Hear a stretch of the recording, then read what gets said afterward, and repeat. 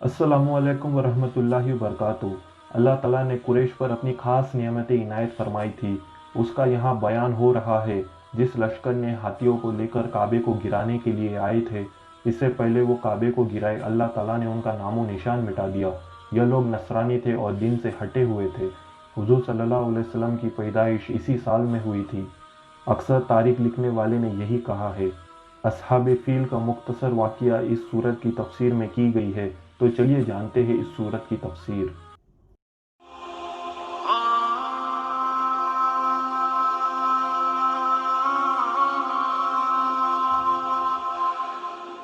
सूरा 105 अल-फील आयत 1 से 5।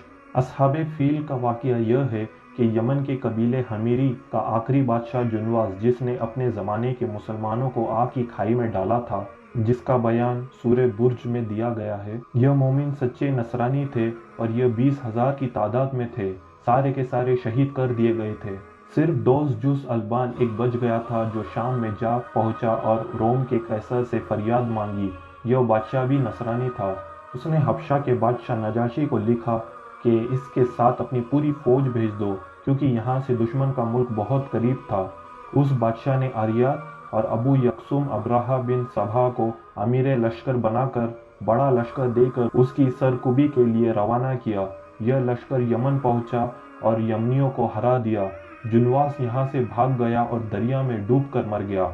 इन लोगों की हुकूमत का खात्मा हो गया और सारे यमन पर शाह हबशा का कब्जा हो गया और यह दोनों सरदार यहाँ रहने लगे।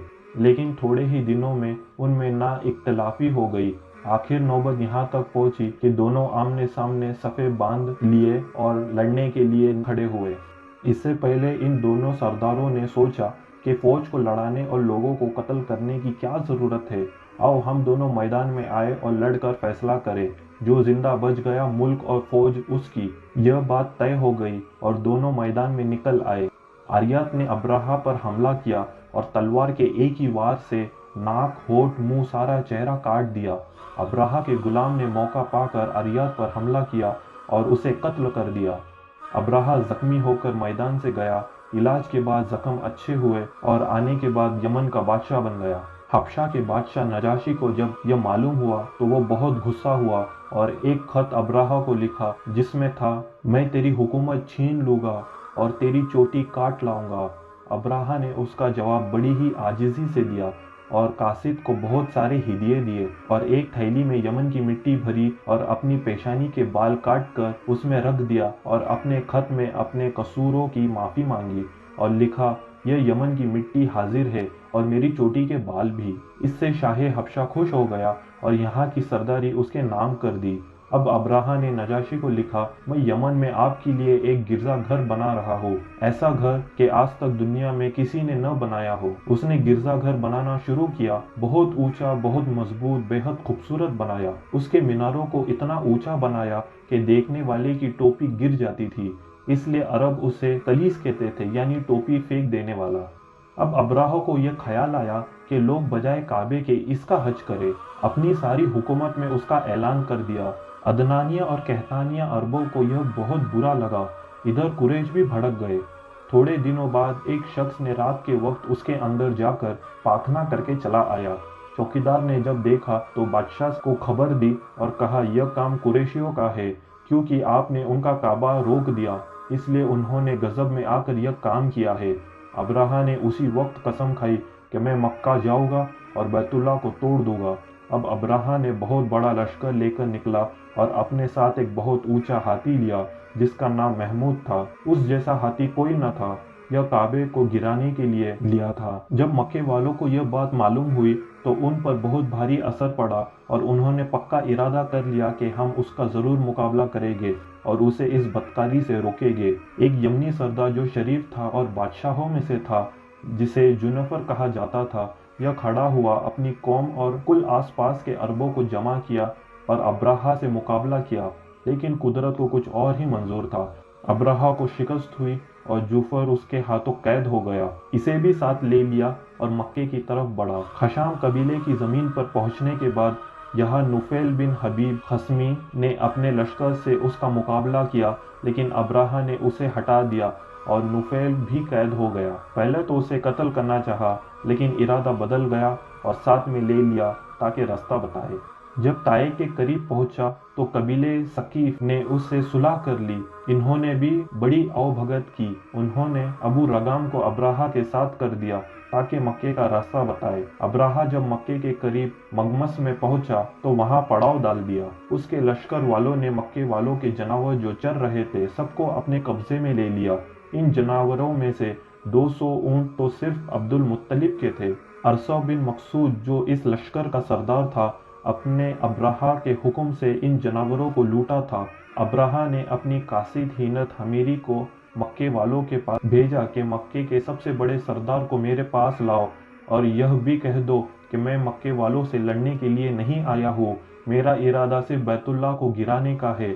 ہاں، اگر مکے والے اسے بچانا چاہے تو مجھے ان سے لڑنا پڑے گا۔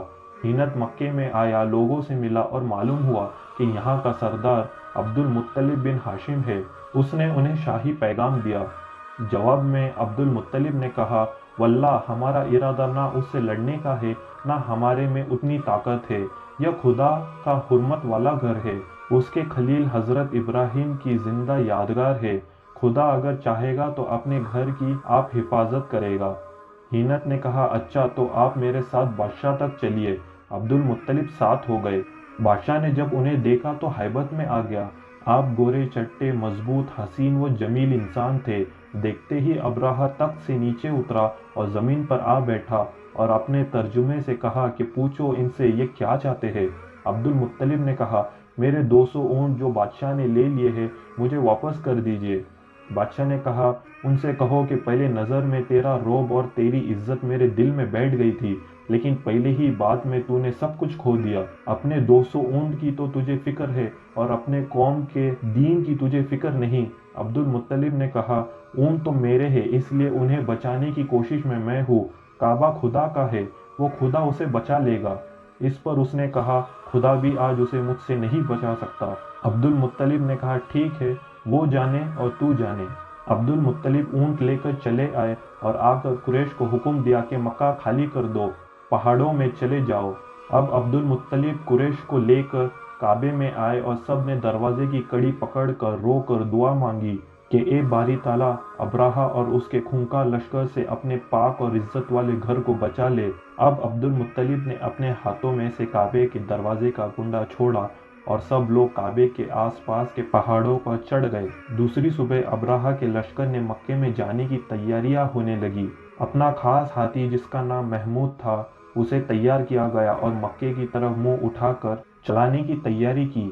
اس وقت نفیل بن حبیب جو راستے میں ان سے لڑا تھا اور قید تھا، انہیں راستہ بتانے والا تھا، وہ آگے بڑھا اور محمود ہاتھی کا کان پکڑا اور کہا، محمود بیٹھ جا اور جہاں سے آیا ہے وہی خیریت سے چلا جا، تو اللہ تعالیٰ کے محترم شہر میں ہے۔ یہ کہہ کر کان چھوڑ دیا اور بھاگ کر قریب کی پہاڑی میں چھپ گیا۔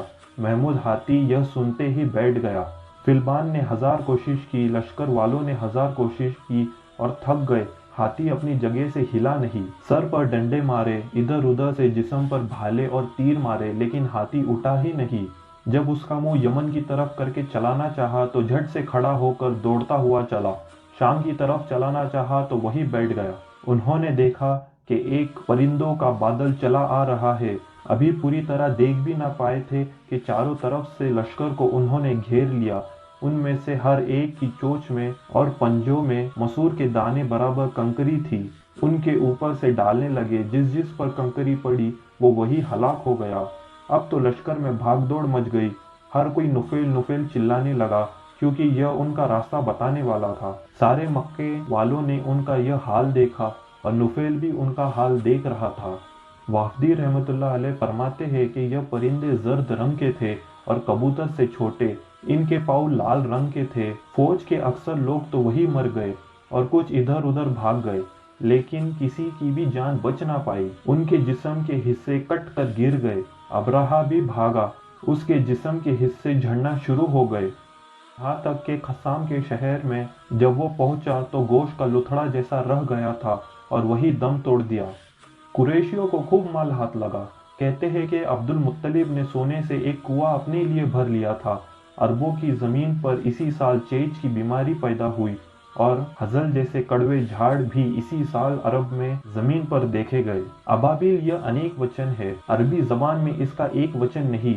सिज्जिल के माने है बहुत सख्त और कुछ मुफस्सिरों ने कहा है यह फारसी के दो अल्फाज से मिलकर बना है, यानी संग और गील, यानी पत्थर और मिट्टी, यानी सिज्जिल वो है जिसमें पत्थर और मिट्टी दोनों हो। अबाबिल झुंड को कहते हैं, बहुत सारे जो चारों तरफ से आए। माकूल के माने टुकड़े टुकड़े किया हुआ, उनमें से कोई भी नहीं बचा जो अपना हाल सुनाए। उसके बाद उसका लड़का यकसूम यमन का बादशाह बना, फिर उसका भाई मसरूक को हुकूमत मिली। सैफ बिन हमीरी रोम के दरबार में पहुंचा और उसकी मदद मांगी ताकि वो यमन उनसे खाली कराए। कसरा ने उसे एक बड़ा लश्कर दिया। उस लश्कर ने अहले हबशा को शिकस्त दी और अब्राहा के खानदान के हाथ से सल्तनत निकल गई और फिर कबीले हमीरी यहाँ का बादशाह बन गया। अरबों ने उस पर बड़ी खुशी मनाई। सदक़ल्लाहुल अज़ीम। अल्हम्दु वल शुक्रु लिल्लाहि रब्बिल आलमीन।